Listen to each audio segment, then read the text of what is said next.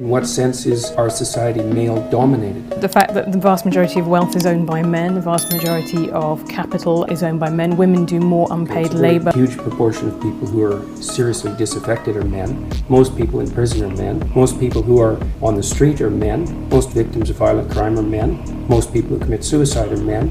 Most people who die in wars are men. People who do worse in school are men. Where's the dominance here precisely? What you're doing is you're taking a tiny substrata of hyper-successful men and using that to represent the entire structure of Western society. There's nothing about that that's vaguely appropriate.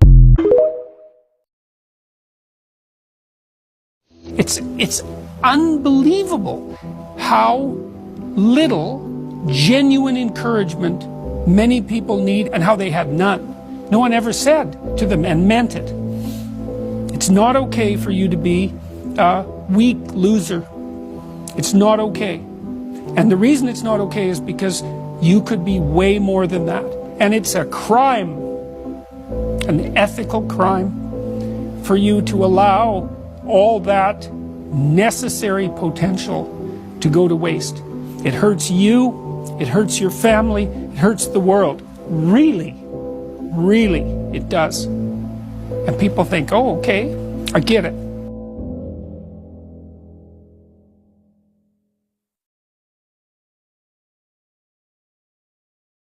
You believe in God? I don't think that's anybody's business. I think it's the most private question you can ask someone, but then I would say also, what's the right response to that? By their fruits you will know them. How's that? Well, let me ask you a different question then. Do you think there is a God? I'm terrified that there might be, Piers. How's that? And I'm not trying to be a smartass when I'm making that comment either. Like they say, it's an Old Testament saying, I believe, that the fear of God is the beginning of wisdom, and that is actually about as true a statement as you can manage in such a short phrase. So what do you mean by believe? I'll stake my life on the proposition that God exists. How's that? Do you ever pray? Always. Who do you pray to? The spirit that protects you from hell. But that, many people would say, is God. Hey, sounds good to me. Why would God allow evil into the world? I think, well, maybe God didn't allow evil into the world. Maybe God allowed the possibility of evil into the world. That's different. And maybe the world with the possibility of evil is actually a better world than the world without the possibility of evil. Maybe a man is better when he's a dangerous man who's being good than he would be if he was just a good man who wasn't capable of being dangerous. And I believe that because the best men that I've ever met are very dangerous men. You don't mess with them.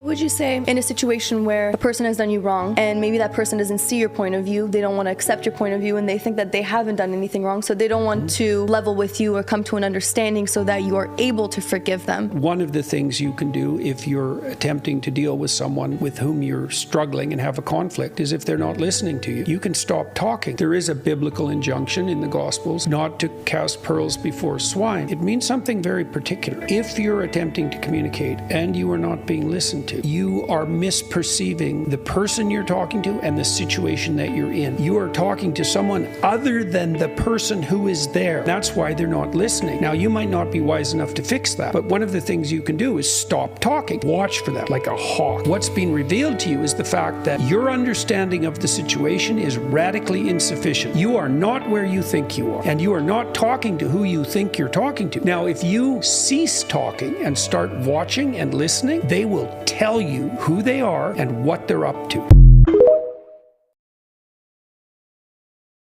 Younger women are more likely to be attracted to men who show dark triad traits: narcissistic, Machiavellian, and psychopathic. People who have those traits are characterized by the mimicry of competence. And so what women want in men more than anything else is competent generosity. Sit on your bed one day and ask yourself, what remarkably stupid things am I doing on a regular basis to absolutely screw up my life? And if you actually ask that question, but you have to want to know the answer, right? Because that's actually what asking the question means. It doesn't mean just mouthing the words. It means you have to decide that you want to know. You'll figure that's out so fast it'll make your hair curl. So one of the things I've suggested to my audience of young men is that you're going to be looking at some point in your life when the chips are down and the storms are rising, you're going to be looking for something like a sustaining meaning. And if you don't have it, God help you in those situations. And they're definitely coming. In fact, you might be living chronically that way right now, right? Depressed, anxious, nihilistic, on the edge of suicide. Because why?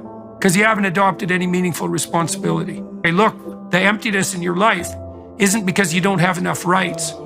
You have all the rights there are. You have more than you should. And it isn't because you lack consumerist options. You have Amazon and pornography, man.